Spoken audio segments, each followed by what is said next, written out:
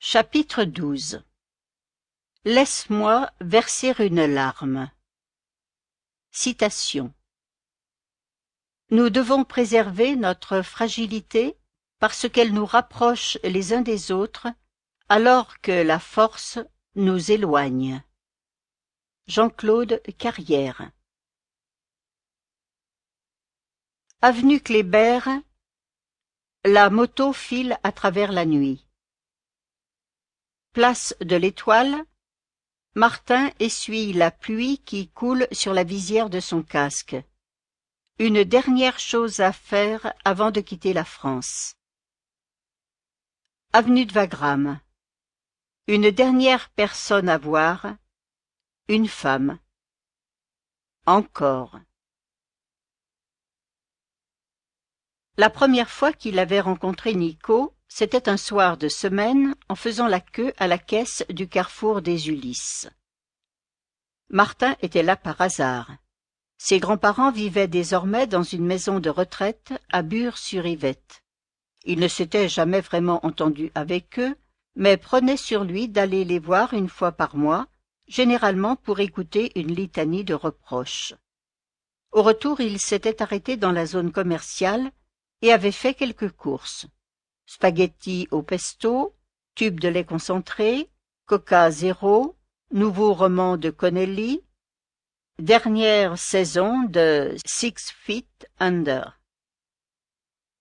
La jeune femme devant lui ne passait pas inaperçue. Plutôt grande, blonde, avec un joli visage et un regard fragile. Il avait remarqué son accent slave lorsqu'elle avait échangé quelques mots avec la caissière. Surtout, il avait perçu dans ses yeux des étoiles fanées mais encore fascinantes, qui lui avaient rappelé d'autres yeux pailletés. Elle avait payé ses achats, puis s'était éloignée en marchant rapidement. Pour ne pas la perdre de vue, Martin avait laissé ses courses sur le tapis roulant, puis il avait suivi dans la galerie marchande, poussé par une impulsion aussi soudaine qu'inattendue. « Mademoiselle !» Lorsqu'elle s'était tournée vers lui, il avait pensé à un flamant rose devant un chasseur. Il aurait aimé lui dire « N'aie pas peur !» Mais au lieu de cela, il avait sorti sa carte et annoncé « Police, contrôle d'identité. Vos papiers, s'il vous plaît. » Une demi-heure plus tard, elle était dans sa voiture. Il l'avait ramenée devant son immeuble, une tour de la cité de la Daunière, où elle partageait un appartement avec une copine. Elle s'appelait Svetlana, mais tout le monde l'appelait Nico, à cause de sa ressemblance avec la chanteuse du Velvet Underground. Elle avait une maîtrise en histoire de l'art qui ne lui servait pas à grand-chose et avait quitté Kiev pour Moscou, où elle vivotait comme mannequin dans une petite agence, jusqu'à ce que son booker lui fasse miroiter un avenir doré à l'ouest. Un Éden trompeur qui l'avait contrainte à dealer de l'amour sur le macadam, en s'avilissant chaque jour davantage. Il était allé jusqu'à lui demander ses tarifs. Elle n'avait pas baissé les yeux, elle lui avait répondu « De 50 € jusqu'à 200 €, selon le plaisir choisi. » Il lui avait tendu 200 € en lui ordonnant « Ferme les yeux et laisse-toi faire. » « Comme ça?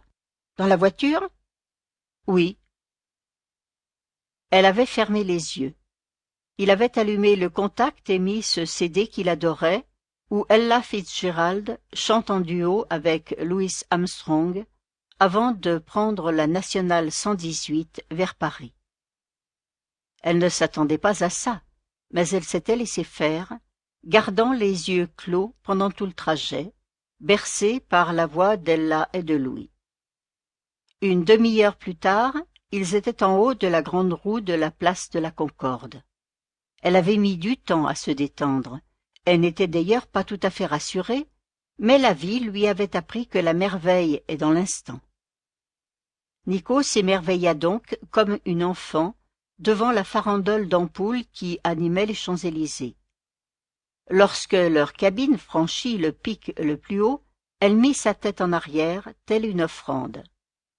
Martin la regarda.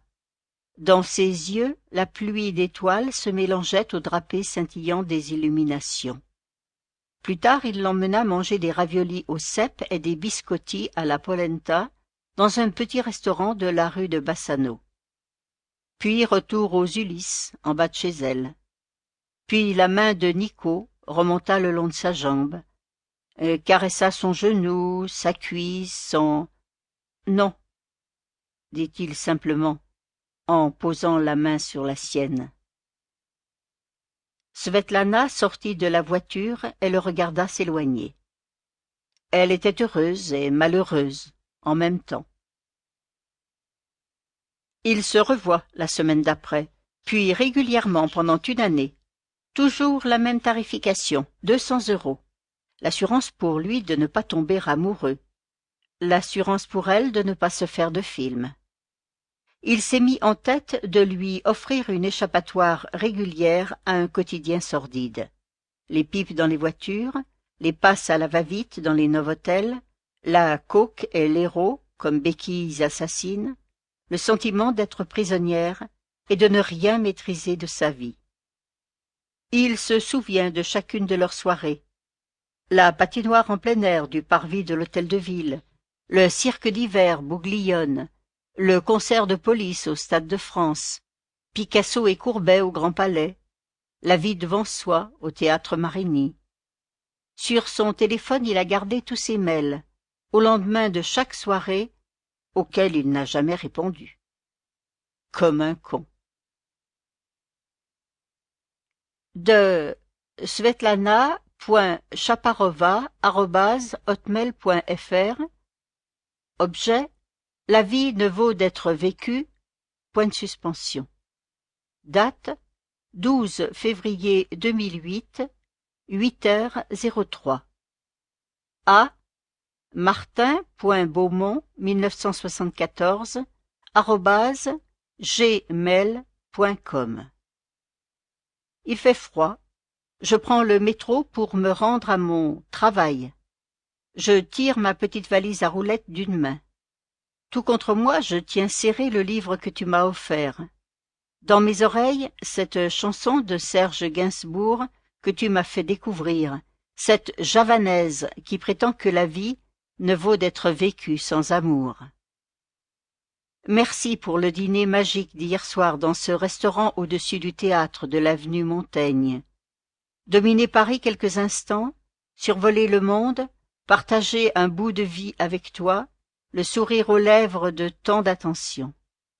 Même la fatigue a su rester à sa place. J'étais bien. J'étais bien. Merci, merci, merci. Je ne regrette pas le McDo. I'm yours. Ta Cendrillon. Boulevard Malesherbes. La moto file sur le sol mouillé, dépasse le boulevard Berthier et le périph'. Avenue de la Porte d'Asnières. Martin ralentit et relève la visière de son casque. Rue Victor Hugo, il fait demi-tour sur le terre-plein central. 3 filles de l'Est, aux allures suggestives, attendent le client sous la pluie, à proximité d'un panneau de coups. Il s'approche du groupe, ralentit. Elles le prennent d'abord pour un client. Puis Svetlana le reconnaît. Il lui tend son casque, elle lui fait signe de monter. Elle tremble, elle est maigre et ses yeux sont vides et creux. Il sait qu'elle ne dort presque plus, que la majeure partie de son fric passe maintenant dans la drogue. « Viens !» Elle secoue la tête, s'éloigne. Elle appréhende ce qu'il a en tête, et elle a peur. Peur des représailles violentes du réseau mafieux qui l'a mise sur le pavé, peur des pressions que ces types exercent sur sa famille restée au pays. Mais on ne peut pas passer sa vie à avoir peur. Alors Martin la rattrape sur le trottoir. Elle est tellement faible qu'elle abandonne vite toute résistance. Il la prend par les épaules, la porte presque jusqu'à la moto, en lui promettant « Ça va aller, ça va aller ». 1 heure plus tard, ils sont à Montparnasse, dans un hôtel discret de la rue de l'Abbé Grégoire. Elle a pris une douche et il la frictionne dans le peignoir pour la réchauffer. Sous l'effet du manque, ses pupilles se contractent et elle est secouée de tics et de tremblements. Il remarque ses bras griffés jusqu'au sang à force de démangeaison et entend son ventre qui gargouille. Avant qu'elle n'aille dans la salle de bain, il lui a fait prendre 3 cuillères de méthadone pour ralentir l'apparition des symptômes du sevrage. Sonia lui a expliqué que les premiers effets analgésiques apparaîtraient entre 30 et 60 minutes plus tard.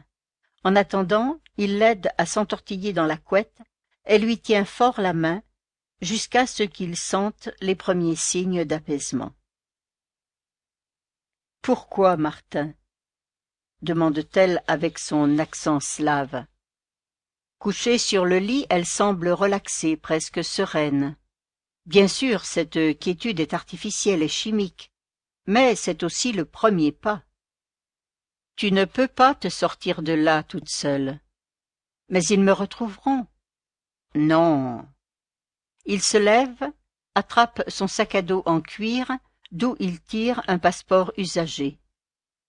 Il est plus vrai qu'un vrai, explique-t-il en l'ouvrant à la première page. Désormais, tu ne t'appelles plus Svetlana, mais Tatiana. Tu n'es pas née à Kiev, mais à Saint-Pétersbourg.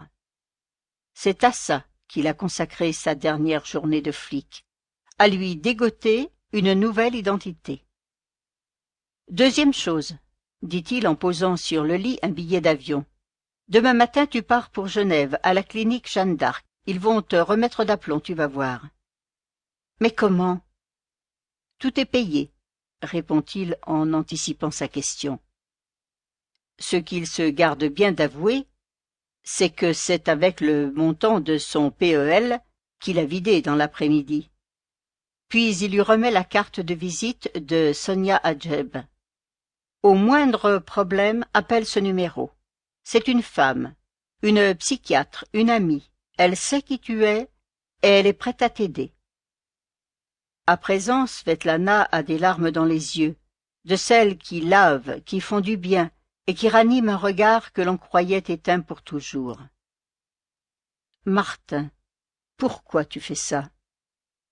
Il lui pose un doigt sur la bouche pour lui faire comprendre que certaines questions n'ont pas toujours de réponse. Elle lui dit qu'il est tard et qu'il faut dormir maintenant. Il se couche à côté d'elle et lui tient la main en attendant que le sommeil l'enlève. Le milieu de la nuit dans une cité HLM de l'Essonne. Un petit appartement, toutes lumières éteintes. Sur la sonnette, un nom aux consonances slaves. À l'intérieur, tout est gris et triste. Dans la chambre, sur une étagère, quelques livres qu'il lui avait conseillés, un baladeur avec les chansons qu'il lui avait dit d'écouter. Sur le mur, les affiches des films qu'ils étaient allés voir cette année-là, Two Lovers, La nuit nous appartient, Into the Wild. Sous le lit, une belle boîte à musique. Lorsqu'on ouvre la boîte, une mélodie traditionnelle emplit la pièce de nostalgie. Dans la boîte, quelques papiers et des photos jaunies d'une enfance ukrainienne. Autant de petits cailloux. Au fond de la boîte, une enveloppe. Dans l'enveloppe, des billets de banque. Tout l'argent qu'il lui a donné à chacun de leurs rendez-vous. Elle n'y avait jamais touché. N'en a jamais dépensé le moindre euro. Pas même au pire moment. Même lorsqu'elle aurait été capable de faire n'importe quoi pour acheter un peu d'héros. Autant de petits cailloux, autant de preuves qu'il s'était passé quelque chose entre eux cette année-là, lorsque l'espace de quelques mois, il était entré dans sa vie. Et où elle était un peu entrée dans la sienne.